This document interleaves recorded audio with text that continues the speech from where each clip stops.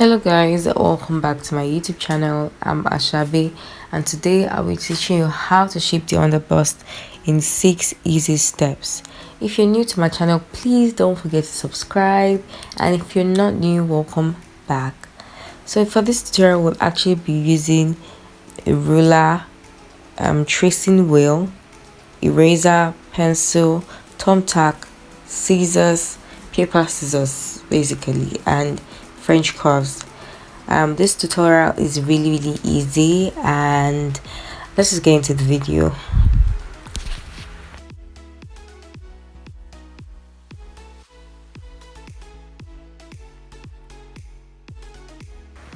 Now the first thing you need to do is to trace the front sloper.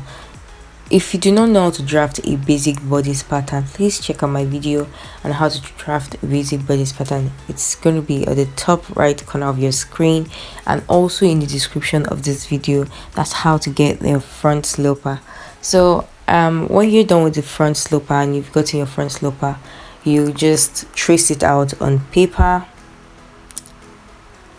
and I'll just try to I'm going to mark out all the angles, the darts, the shoulder darts, the waist darts, basically everywhere that is important on this pattern for this particular video. So I'm just going to trace it out with the shoulder dart and the waist dart, like I said, and then I'm going to mark the bust point because that is the point where the two darts meet. So I'm going to connect that part together, and then mark my chest line, which I later didn't use. So I'm just going to connect the lines together. I'm just going to connect the lines together, so it's going to look like an exact imitation of my previous pattern. So it's going to do that.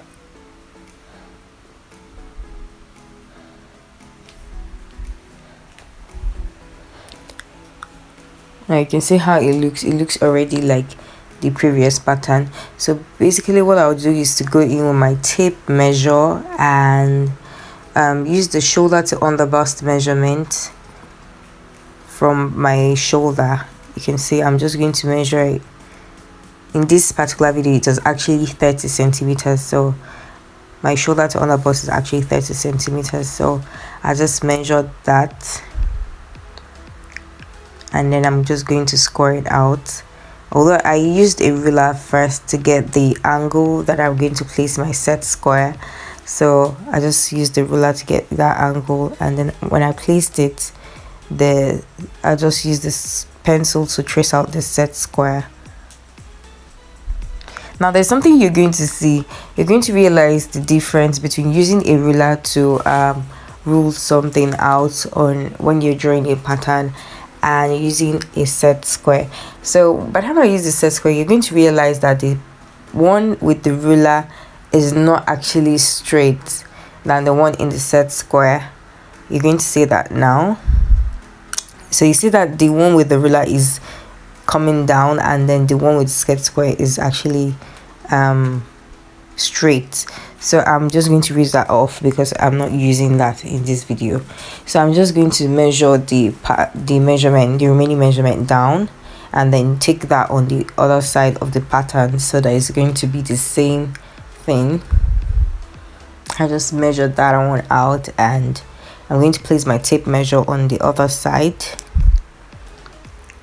and then do the same so that I can actually place my set square on that one too.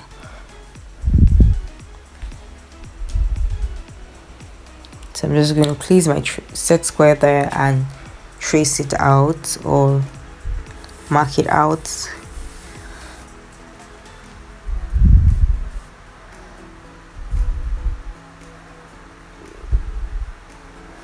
So now this is the fun part. You're just going to take your round underbust measurement and divide it by 4, and then take note of the measurement, and you take the difference out of the underbust measurement.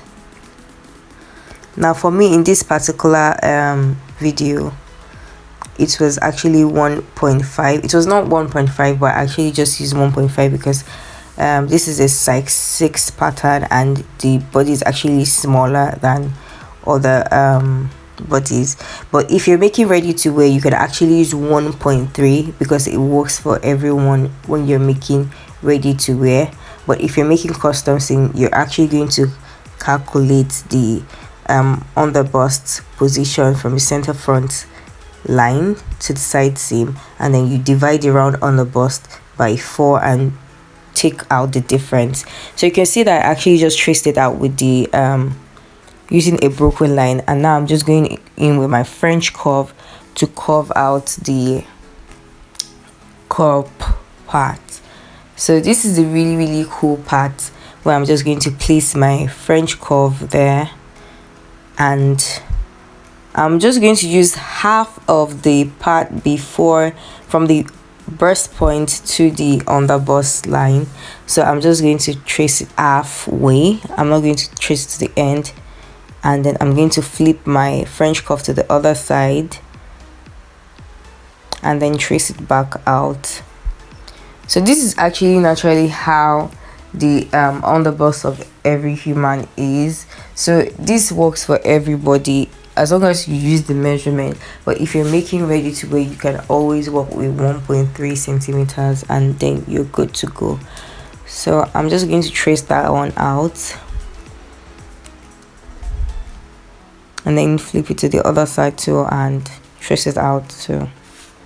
So as long as you do it halfway and then you don't do it to the end, you could always watch this tutorial over and over to get, because this was a little bit challenging for me when I first was doing this, but with time I got used to it, and I felt like my second and third trial I got it. So it is super easy. Once you get it, it's super easy and really fast and neat. So all I'm doing is right now is to label my pattern, because labeling is really important. So I'm just going to write the straight grain, the part where I need to cut unfold, part where I need to cut 2 pieces, and my side seam. And the kind of pattern this is, for those that are in my class, they already know that this is a classic princess seam, because the seam is running through the shoulder line.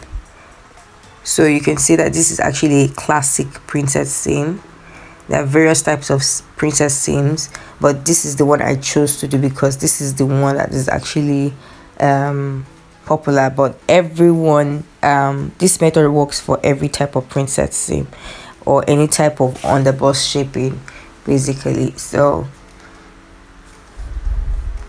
now when you cut this pattern, all you just need to do is to cut from the broken line, which shows the part where the creasing comes in. So you just cut that one in, and then you basically have your cup. You can just place this on your fabric and then add your seam allowance and cut it out.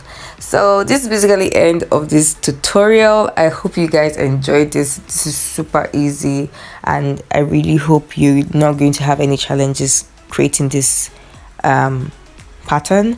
So if you have any challenges, please drop it in the comment section. Don't forget to subscribe, don't forget to like, and don't forget to share this video. I love you all.